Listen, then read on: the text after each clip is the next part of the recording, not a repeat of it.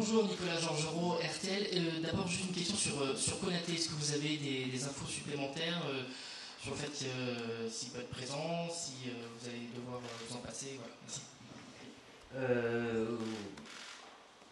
À ce moment où je vous parle, j'ai déjà effectué 2 changements de joueurs, que vous savez, par rapport à la blessure de Ryan Cherki et William Saliba, qui sont malheureusement nets dans le sens où ça ne sera pas possible pour ce rassemblement. Et il y a d'autres joueurs dont fait partie Ibou, Ousmane.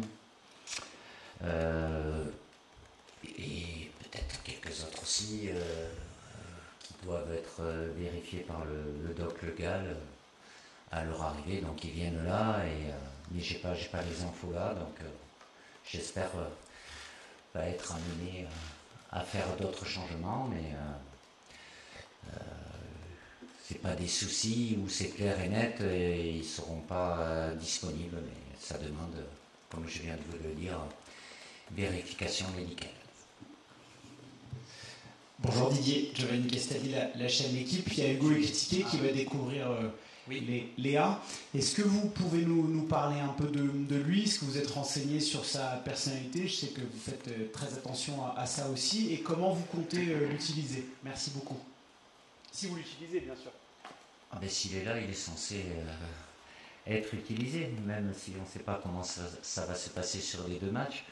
Non, mais Hugo, j'en ai déjà parlé de par la saison, très très bonne saison qu'il avait fait l'an dernier. Là, évidemment, il change de club, donc ça s'est plutôt bien passé pour lui sur ce début de championnat. Il aurait pu y être au départ. Bon, après, avec la blessure de Ryan, même s'il n'est pas au même poste, mais dans la réflexion avec le staff, c'est surtout l'objectif, c'est d'avoir le plus d'options offensives possibles, avec évidemment dans la réflexion les joueurs qui sont là sur la ligne offensive et qui ont une polyvalence, donc on peut être amené à recentrer ou décaler. Hugo est surtout utilisé comme une position axiale, même s'il a été amené aussi à pouvoir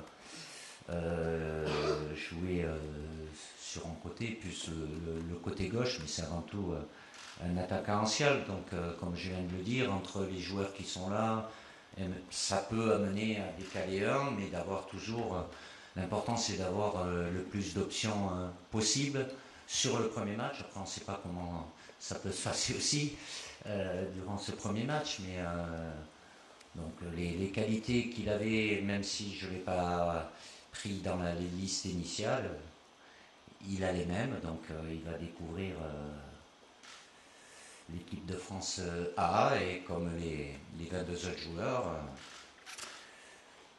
peut être amené à avoir un rôle à jouer sur ces 2 matchs. Bonjour Didier, Baptiste Després Le Figaro. C'est ta dernière rentrée avec les Bleus, dernière rentrée à Clairefontaine. Est-ce que tu peux nous dire en quoi le DD de Didier Deschamps de 2025 est différent de celui de 2012? Et deuxième petite question, est-ce que... De plus, hein. Ça se voit pas, mais je sais, bon, physiquement, fait bien la chose, dans ma tête surtout. Bon, c'est déjà première question. Et la deuxième, est-ce que tu sais déjà ce que tu feras en septembre 2026? Oui, bien sûr. Tout est programmé, planifié. Vous me connaissez quand même. Je sais plus, c'est Vincent qui a dû me poser la question. Je dis, ça n'a aucune importance pour moi que ce soit la première, l'avant-dernière. Ça aurait pu être la dernière, les saisons précédentes pour X raisons aussi, de par ce qui aurait pu se passer moins bien certainement, décision de mon président. Voilà, moi je suis fixé sur l'objectif qui est le nôtre. C'est mon objectif, mais c'est pas par rapport à moi, c'est avec ces 6 matchs et l'objectif d'atteindre cet objectif de se qualifier, quoi. Après que j'en traverse même pas l'esprit de me dire en septembre l'année prochaine, non, je serai pas là, ça c'est une certitude, et je serai ailleurs. Et ailleurs, c'est ailleurs. mais je sais pas où. Mais toi, en quoi tu es différent? Je suis différent. En 14 ans, 13-14 ans. 13-14 ans, ouais. Différent, je sais pas, je suis différent. Évidemment, je maîtrise plus de choses aujourd'hui dans ma fonction et la responsabilité qui est la même, à travers les différentes expériences, les rassemblements, les compétitions. Il y a des choses qui se font de manière naturelle. Mais la première fois, c'était la première fois, on découvre, c'est un fonctionnement différent de celui que j'avais avant, c'est-à-dire entraîneur en club. Voilà, par rapport à l'instance aussi, la fédération, il y a un vécu qui est important. Il y a des choses que je peux faire de la même façon, il y a des choses que je fais différemment aussi. Les générations ont changé aussi, donc avec le maître mot comme d'habitude m'adapter, mais quand on avance dans la vie, donc l'expérience est de plus en plus importante aussi, et ça c'est quelque chose sur laquelle je me nourris bien évidemment, mais en sachant qu'on peut avoir des situations, certes, qui peuvent être similaires par rapport à celles vécues les années précédentes, mais elles peuvent avoir aussi leurs particularités. Donc,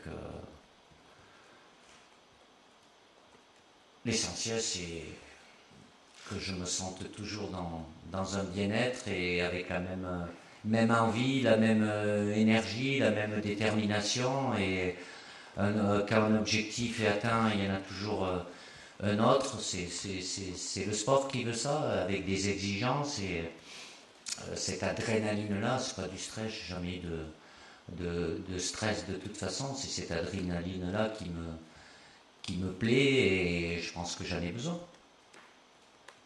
Ça vous va? Bonjour Didier, Vincent Deluc à l'équipe. Tu as beaucoup dit qu'il fallait se méfier mercredi dernier. Oui. Est-ce que les blessures, c'est une raison de plus de te méfier, mais est-ce que ça permet aussi d'alerter un peu plus? Et est-ce que ça t'embête de jouer une qualification pour la Coupe du Monde aux États-Unis au Parc des Princes? Oh, qu'est-ce qu'il y a? Il y a des casseroles là où il y a des statistiques qui sont négatives. Ah, oh, ouais, ah oui, tu remontes à... Ils n'étaient pas nés, ceux qui vont être concernés, certains. Non, c'est plus ou moins toujours compliqué. Il y a des impondérables, indépendamment liés au fait, évidemment, quand je fais une liste, mon premier souhait, c'est que tout se passe bien et que les 23 prévus arrivent. C'est pas souvent le cas. Comme je l'ai dit jeudi dernier, il y a ce contexte particulier, scénario particulier avec 6 matchs, peu de matchs en l'espace de 2 mois, et parce qu'il y a la qualité de l'adversaire aussi. Et déjà, en ayant visionné pas mal de matchs et d'avoir le compte rendu fin de matinée de notre observateur sur l'Ukraine, c'est une très bonne équipe avec de très bons footballeurs, voilà,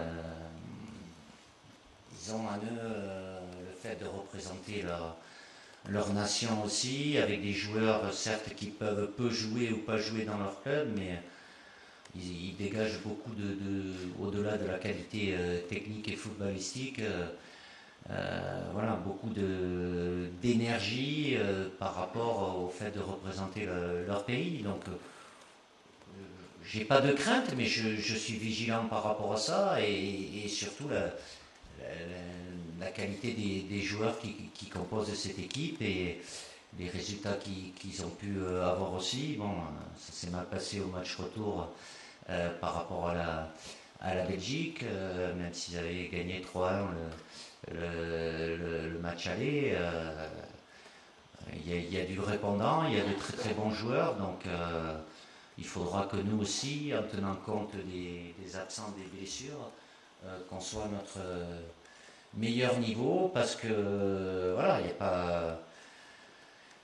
il n'y a pas de marge, et il y a 6 matchs, donc et en ayant avec tout le respect que j'ai pour l'Islande et l'Azerbaïdjan, l'Ukraine, c'est l'adversaire le plus solide, le plus costaud qu'on a d'entrée à jouer. Bonjour Didier, Louis Vix, Infosport Plus, Canal Plus. J'imagine que vous avez regardé le match entre Lyon et Marseille hier soir. Il n'y a pas beaucoup de joueurs qui, a priori, sont concernés par la fin du mercato, mais évidemment, il y a encore le cas d'Adrien Rabiot. Quelle que soit la fin de l'histoire ce soir, est-ce que Je vais vous la donner si vous voulez. Donc, il va s'engager. D'ailleurs, je vous donne enfin une info. Je vous informe qu'il nous rejoindra que ce soir, parce qu'il a une visite médicale qui va prendre un petit peu de temps cet après-midi pour lui permettre de signer au Milan AC. Magnifique. Magnifique. Je ne vais pas tout vous dire non plus. En tout cas, il n'y en a pas d'autres de concernés. La question que je voulais vous poser, c'est, après avoir eu cette info bien sûr, mais est-ce que c'est quand même pas dommage d'en être arrivé là Pour Adrien et l'Olympique de Marseille. Des fois, il se passe des choses, je n'ai pas tous les éléments non plus. Je ne vais pas me mêler de ce qui se passe dans les clubs, entre les joueurs, l'entraîneur ou les dirigeants. L'important, c'est qu'il y ait une solution qui convienne aux joueurs. Je pense qu'elle va convenir au club, en l'occurrence l'Olympique de Marseille. Après, voilà, il s'est passé ce qui s'est passé avec beaucoup de personnes qui se sont exprimées, certainement des versions différentes. Dans la vie, je pars du principe qu'il n'y a qu'une vérité. Après, chacun retiendra la vérité qu'il veut, mais voilà, l'important après, moi, c'est... j'ai rien contre les clubs, ils gèrent comme ils veulent leur situation. L'important, c'est pour les joueurs, en l'occurrence Adrien, qui trouve... il a trouvé une porte de sortie, donc aujourd'hui, même si ce n'était pas ce qui était prévu en début de préparation pour lui, donc c'est ça l'essentiel. Bonjour Didier, Nicolas Paillard, Infosport Oui. Plus, Canal Plus. La qualification va finalement se jouer sur 3 mois seulement pour la prochaine. En 3 mois, mais En 2 3 mois mois. d'intervalle. Est-ce que ça change beaucoup les choses? Est-ce que ça peut compliquer les choix avec des joueurs qui ne sont pas forcément au top de leur forme physique en ce début de saison?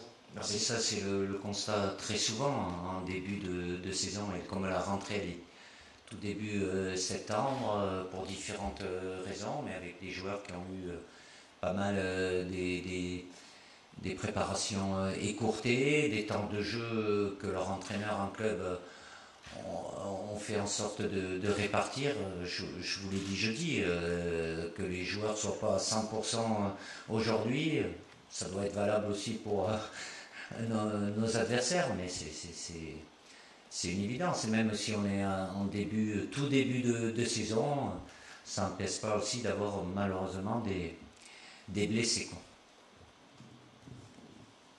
Bonjour Didier. Toujours Arthur Perrault, RMC. Dans la continuité de la question de mon confrère, on en a souvent parlé ici de cette cadence infernale que subissent les joueurs chaque saison. Là, ça va être la même chose cette année. Et dès le départ, il y a déjà beaucoup plus de blessés. Est-ce qu'il y a un peu plus d'inquiétude aussi chez vous sur cet aspect-là? C'est pas une inquiétude, c'est être factuel, même si, bon, après vous allez dire, oui, les joueurs, ils ont fini très tard parce qu'il y a eu la Coupe du Monde des clubs. Moi, j'ai 2 blessés avec William Saliba et Ibo Konaté, ils n'ont pas fait la Coupe du Monde des clubs, hein, ils ont fait une préparation, et les 2, ils sont blessés. Alors, pour les joueurs du PSG, c'est différent, il n'y a pas, voilà, mais les saisons, évidemment. C'est pas que le calendrier et l'accumulation des matchs, c'est le fait, le nombre de matchs qu'ils jouent et d'enchaîner. Je prends des exemples, William, comme c'est arrivé aussi à Jules Koundé, à force, quand vous faites une saison où vous enchaînez tous les matchs, il n'y a pas de moment de récupération, 90 minutes, au bout d'un moment, ça pèse et ça peut... voilà. Voir, Jules a eu sa première blessure, William c'est sa deuxième, il en avait très peu avant. L'accumulation d'une saison sur l'autre liée à des temps de récupération qui sont forcément écourtés, oui, il y a toujours eu des blessés. Est-ce qu'il y en a plus aujourd'hui? Parce qu'après, ça peut être, c'est du football aussi, hein, ça peut être... accidentel. Je vois, en ce qui concerne William Saliba, c'est pas pendant le match, à l'échauffement d'avant-match, où malheureusement sa cheville a souffert, même s'il il a joué 5 minutes, mais sans pouvoir continuer. Donc il peut avoir des chocs aussi. Mais forcément que l'accumulation de la répétition de matchs à haute intensité, ça sollicite énormément les organismes. Au-delà d'un aspect qu'il est difficile de quantifier, c'est la fatigue psychologique aussi qui a une influence importante. Ça ne va pas aller dans le sens de moins. Alors évidemment, les instances, les grandes instances, et c'est factuel aussi, c'est la réalité. Ils vont vous dire, il y a 90% des joueurs qui jouent moins de matchs par rapport aux saisons précédentes. Mais les 10% qui sont au top, eux, ils jouent plus et les saisons sont rallongées de par des compétitions supplémentaires. Bonjour Didier, Ilyes Peters, 90 000. Didier, à l'heure où on se parle, Randal Kolo Muani est proche de quitter le PSG pour rejoindre Tottenham. Est-ce que vous avez parlé avec lui de cet éventuel départ? Est-ce que vous pensez que c'est la meilleure décision qu'il puisse prendre pour retrouver les Bleus au plus vite? Et dans le prolongement de cette question, en cas de forfait d'Ousmane Dembélé, est-ce qu'il est une option pour vous rejoindre pour les 2 matchs de septembre? Merci. J'ai pas échangé avec Kolo parce que si là, je sais pas si c'est une info fiable ou pas, il est proche de, je sais pas, il était proche de notre club, ça s'est pas fait. Est-ce qu'il est proche d'autres? Ça regarde les joueurs, c'est leur choix. Bon choix ou mauvais choix, on le saura qu'après. Il y a pas de, pour moi, il n'y a que des bons choix. Tout dépend de ce qui se passe après, si ça se passe bien, s'il joue, s'il marque des buts, voilà. Ça, c'est leur responsabilité, c'est la gestion de leur carrière avec leurs conseillers qui les accompagnent. Voilà. Tout au plus, et ça peut arriver qu'ils aient à me demander, mais je ne suis pas là pour conseiller. Je donne un avis en sachant que c'est leur choix et c'est leur carrière. Et la question qui suivait, sa situation, elle n'a pas changé du fait que je ne l'ai pas pris au départ par rapport à ce qu'il a eu avant ce rassemblement. Il est au même point. Donc si j'avais à effectuer un changement de joueur encore, il ne sera pas concerné. Mais j'espère pour lui qu'il trouve une situation où il puisse avoir un contexte, un environnement, un quotidien qu'il recherche pour être performant. Rebonjour Didier, par rapport à la construction de votre liste, peut-être que je me trompe, mais ça semble que ça arrive souvent même. Peut-être qu'on voit quand même un 4-2-3 très clair. Est-ce que c'est la volonté pour cette Coupe du Monde 2026 d'installer ce schéma? Je sais qu'il n'y a pas beaucoup de rassemblements, que les joueurs ne peuvent pas avoir beaucoup d'automatisme. Est-ce que c'est votre volonté de partir sur ce schéma-là en dépit des absents qu'il peut y avoir? Oui, il y a cette idée claire de par ce qui s'est passé la saison dernière, évidemment, avec des joueurs dans des rôles spécifiques, avec des possibilités, des options aussi, avec des joueurs, même s'ils peuvent jouer au même poste, pas dans le même registre, mais de par le nombre de joueurs offensifs de qualité, déjà je ne pourrais pas tous les utiliser. Ce système-là offre quand même l'opportunité d'avoir plus de joueurs actifs et aussi, dans mon idée, comme je l'ai toujours eu, après ça dépend des joueurs qui sont à disposition ou disponibles, de créer le plus de problèmes à l'adversaire. Alors ça demande bien évidemment de la répétition pour arriver à avoir des automatismes. Si les joueurs sont pas là sur un rassemblement, il faut attendre un mois de plus, mais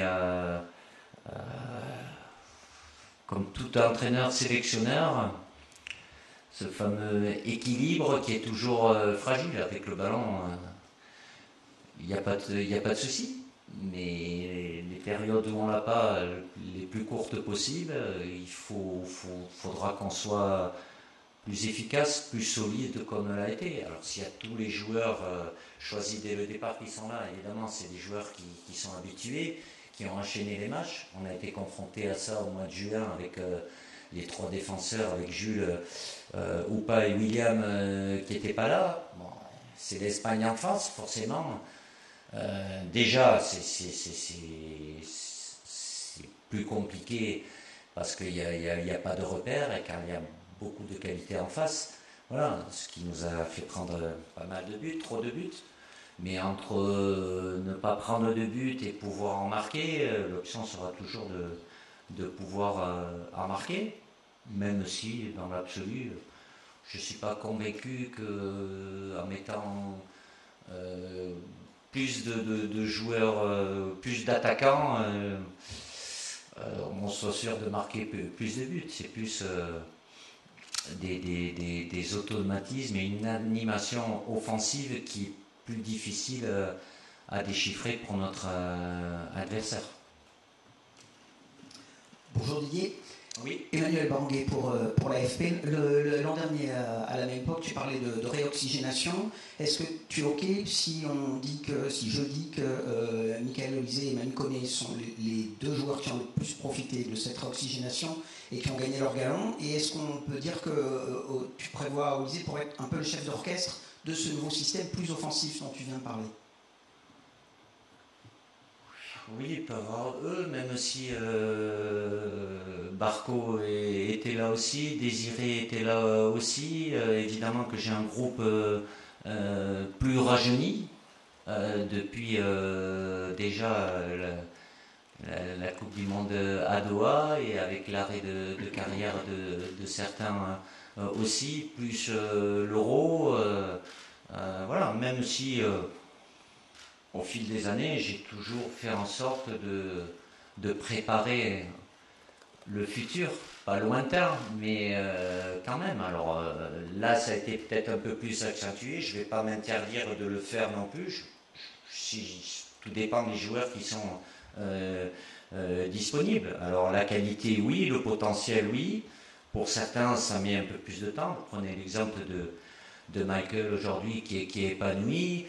Il sortait d'une très belle compétition avec les JO. Avec nous, ça a mis un petit peu de temps. Donc, comme pour d'autres, je prends l'exemple de Upamecano avant qu'il devienne ce qu'il est aujourd'hui. Ça a été un peu plus difficile, laborieux, parce qu'il y a aussi l'aspect émotionnel qui rentre en ligne de compte. Donc, ça demande de la répétition. Mais à un moment, je fais en sorte de laisser le temps. Tout dépend aussi qui y a au même poste et en concurrence, quoi. Mais ça ne se fait pas en claquant des doigts, même s'ils jouent tous dans des grands clubs. Ils peuvent jouer de grandes compétitions au niveau des Coupes d'Europe aussi. Après, l'équipe nationale, c'est encore un échelon supérieur. Donc ça demande... Ils veulent tous y être. Après, à vouloir y être là et puis sur le terrain, voilà, ça dépend après de chaque joueur, chaque individu, avec des caractères, des personnalités différentes. Pour certains, ça passe tout seul. Des fois, il faut leur laisser un peu plus de temps. Et un accompagnement aussi à travers les échanges que je peux avoir et que mon staff peut avoir par rapport aux différentes situations qu'ils peuvent connaître. Chef d'orchestre pour Olise? Chef d'orchestre, ah, ça c'est... ouais, je pense chef d'orchestre. Je pense pas que nous pouvons ressembler à une chorale, mais bon, il a cette capacité, oui, comme il l'a fait avec nous, même si avec son club, il a une position qui est un peu plus sur le côté, un peu plus régulière, mais en capacité de par sa qualité technique de pouvoir être surtout décisif, marquer et faire marquer. À la limite, peu importe la position, il est capable d'être dans différentes positions, mais d'avoir une influence importante sur le jeu de l'équipe et surtout être décisif. Didier encore Vincent, Luc. On dit que la qualif se joue en 2 mois et on parle peu du joker du barrage de mars à 4 pour une place en Coupe du Monde grâce à la Ligue des Nations. Est-ce que c'est présent ou est-ce que tu ne veux pas du tout en entendre parler?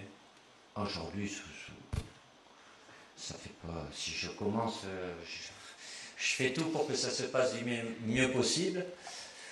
J'espère fermement que j'aurai pas à me poser la question, mais ça laisse une bouée de sauvetage supplémentaire. Mais quand on débute, on est au début de la course avec un objectif, c'est tout faire à travers ces 6 matchs, en sachant que si ça se passe moins bien, il y aura des possibilités supplémentaires évidemment, mais c'est pas ça qui va occuper mon esprit aujourd'hui. C'est notre devoir, c'est de faire en sorte d'obtenir cette première place dans le groupe et d'être qualifié directement.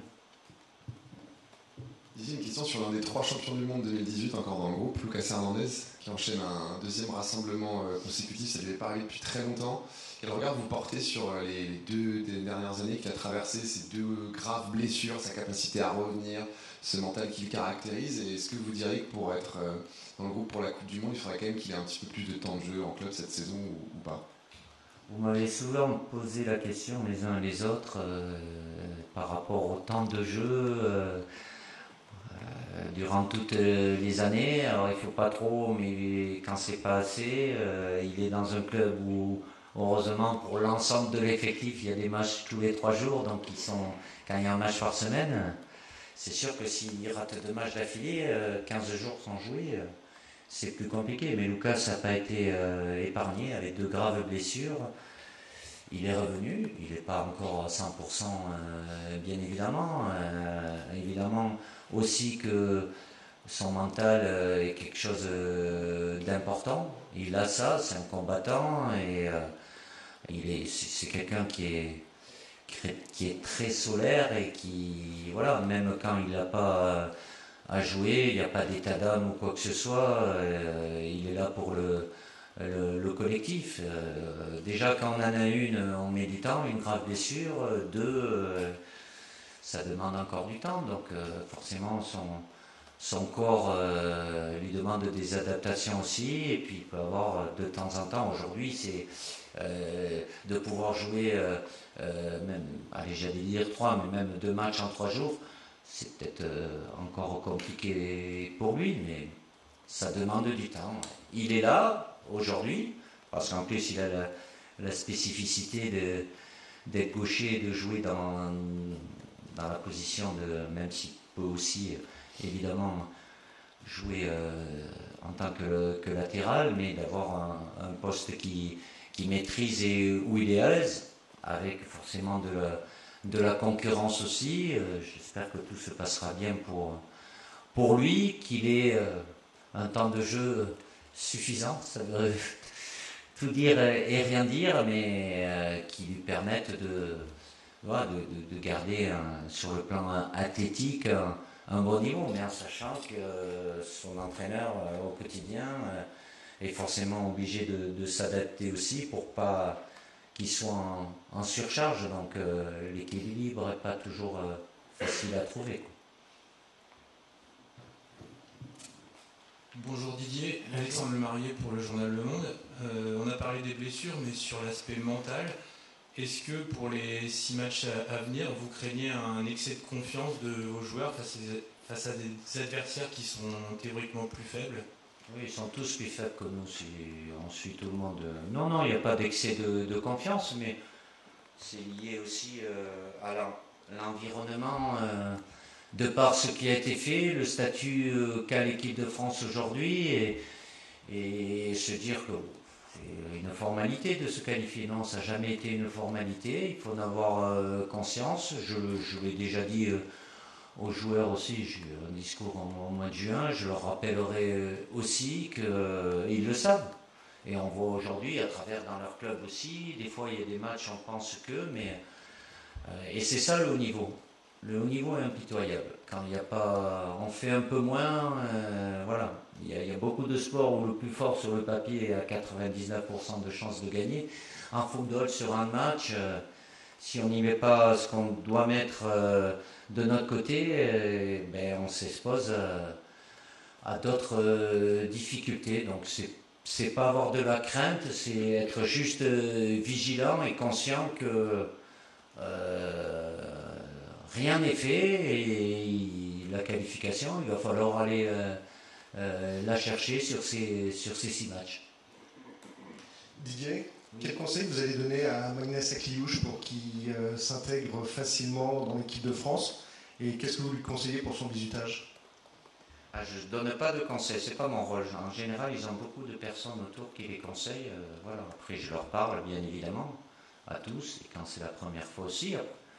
C'est un événement important pour tous les joueurs, quand ils connaissent le château pour la première fois. Le plus important, c'est qu'ils restent eux-mêmes le plus naturel possible. C'est vrai que ils n'arrivent pas en terre inconnue. Beaucoup se sont croisés ou en club ou entre les sélections de jeunes, mais voilà, entre garder ce naturel, leur qualité et être le plus détendu possible. C'est plus facile à dire qu'à faire, mais ne rien s'interdire non plus. C'est pas parce qu'il y en a un qui arrive pour la première fois qu'il va avoir moins accès que celui qui est là depuis plusieurs années, que ce soit pour les soins, pour le travail supplémentaire. Voilà, c'est des échanges, mais après chaque individu, de par comme je l'ai déjà dit, leur caractère, leur personnalité, ils ont des sensibilités qui sont différentes, mais potentiellement il a tout. Si je l'ai appelé, c'est parce que je considère qu'il a tout pour faire partie de ce groupe-là. Est-ce qu'il y a encore une question pour Didier? Allez, la dernière pour Giovanni Castaldi de la chaîne Équipe. Didier, pour revenir un peu sur la thématique évoquée par Baptiste et Vincent sur le fait que c'est votre dernière année en équipe de France, je me souviens après la victoire face à l'Italie l'an passé, vous m'aviez dit, je comprends que certains en aient un peu marre de me voir par rapport à la longévité, par rapport aux critiques. C'est valable pour d'autres. Ça peut vous concerner aussi au bout d'un moment. C'est français. Non, mais c'est français. Moi, on a marre de votre tranche. Donc. Didier, par rapport à ça, l'image, parfois, il y a eu beaucoup de critiques sur votre jeu, l'équipe de France. Est-ce que là, sur la dernière année, c'est quelque chose auquel vous repensez? Est-ce que vous en avez souffert ou pas du tout? Non, mais j'ai l'impression que je suis en train de faire mes adieux. Je ne fais pas mes adieux. C'est la dernière danse. Oui, la dernière année, forcément. Quoi. Donc, mais après, les critiques, mais il y en a toujours eu, qu'elles soient critiques positives ou négatives, ça c'est des mots. Les critiques, ça reste des critiques. Après, chacun peut avoir des avis différents. Je ne regarde jamais derrière, je sais ce qui s'est passé, j'aurais pu faire les choses différemment. Oui. Je ne sais pas comment vous ne pouvez pas savoir si ça se serait mieux passé ou pas. J'ai des choix, j'ai une responsabilité. Voilà, comme je l'ai toujours là. La vérité d'aujourd'hui, dans un mois, ça ne sera pas la même. Il y en a eu une en juin, c'est la différence entre tous les domaines professionnels et le sport. On fait souvent des parallèles dans le monde de l'entreprise et le monde sportif. Mais quand vous êtes entraîneur, joueur, la sanction, c'est tous les 3 jours. Hein. Et après, j'ai l'habitude, et je ne vais pas changer, de dire le plus important, c'est quoi? Le résultat? Oui, forcément, parce que le contexte, l'environnement n'est pas le même. Moi, en ce qui me concerne, il y a depuis bien longtemps, et heureusement, parce que je ne pense pas que je serai là encore devant vous, je suis totalement imperméable à tout ce qui peut être extérieur. J'ai été joueur aussi, donc je sais que les joueurs sont plus ou moins sensibles, encore plus sensibles, parce que c'est quelque chose qui est rapporté, il y a des intermédiaires, alors là c'est amplifié, modifié, mais ça fait partie de la vie du monde sportif. J'ai aucun problème avec les analyses qui peuvent être critiques, si c'est positif, c'est positif. J'avais liberté-là, à partir du moment, il n'y a qu'une ligne qu'il ne faut pas franchir. Certains peuvent la franchir. Pour moi, c'est celle-là. Si vous restez que sur le domaine sportif et terrain, ça va. Si on va sur d'autres, le terrain humain, là, c'est pas pareil. Mais vous pouvez avoir cette liberté-là aussi. Voilà, ça fait partie de ma vie. J'ai pas de problème avec ça. Ça m'a jamais empêché de dormir et de faire les choses comme je pense être du mieux possible. C'est pas pour mon bien, mais c'est pour le bien de l'équipe de France. Sur ces paroles de sagesse, bon après-midi. Et nous vous invitons sur un autre terrain, le terrain Pibao, à 17h30 pour l'entraînement. Où il y aura beaucoup de joueurs. 4 au max. Venez, vous verrez. À tout à l'heure. Et pensez